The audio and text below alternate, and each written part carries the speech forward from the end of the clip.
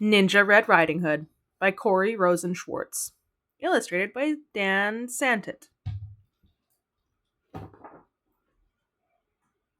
Ninja Red Riding Hood. Once upon a ninja-filled time, a wolf couldn't catch any prey. He kept getting licked by the dinner he picked and was growing more ticked by the day. His belly was aching for bacon. "I'm wasting away," he complained. To huff and to puff was no longer enough, so he snuck into school to be trained. He practiced his katas for hours. He mastered the whirlwind and wheel. He jackknifed and flipped, and at last felt equipped to once again catch a good meal. Drooling with anticipation, he set off in search of some meat. While deep in the wood, he met Red Riding Hood. "I'm bringing my grandma a treat." The wolf licked his chops when he saw her and hastily thought up a plan. "There are blossoms that way. You can pick a bouquet to give to your little old gran." Then the wolf took a shortcut to Grandma's where he thought that he'd find her in bed. But Granny was gone, so he put her robe on and eagerly waited for Red. Soon after, he heard someone knocking. He called out, "My dear, come on in. Oh, don't you look good in your lovely red hood? But a shame that you've gotten so thin."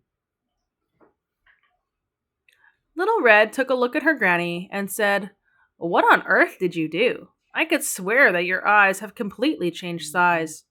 Hey, Gran, are you sure that it's you?" "Of course it's me, my sweet darling. The better to see you, my dear." "And your ears are so long. Something really seems wrong." "Oh, my girl, all the better to hear." "And those biceps! My gosh, they look massive. And your triceps and delts are immense." "They're better for hugging," her grandma said, shrugging. "Dear Red, that's just plain common sense." "And those teeth! They look so much sharper." "Why, yes, all the better to chew." He jumped out of bed to gobble up Red, but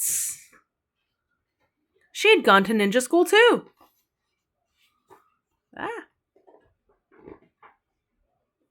She grappled and sideswiped and twisted and escaped from his clutches unscratched. She attempted a lock, but he managed to block. They appeared to be evenly matched. Just then, they both heard someone chopping. A woodsman? Red thought, but instead, it was her grandma in G. She'd just come back from Tai Chi. "Don't you dare harm a hair on her head." The wolf took a swing at that instant, but Red deftly dodged the attack. She got a good grip, threw him over her hip, and the wolf wound up flat on his back. "I'll skedaddle," the wolf said in anguish, as he struggled back up on his feet. "Just a second, you beast. You will not be released till you promise to give up red meat." Though his tummy still rumbled with hunger, the wolf faced his rival and vowed, "Ninja Red, you have won. My meat days are done."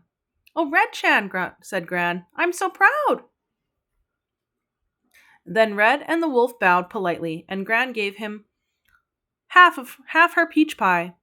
The wolf was a mess. He'd had way too much stress. "I guess I'll give yoga a try." He enrolled at the Downward Dog Center, where his tension began to decrease.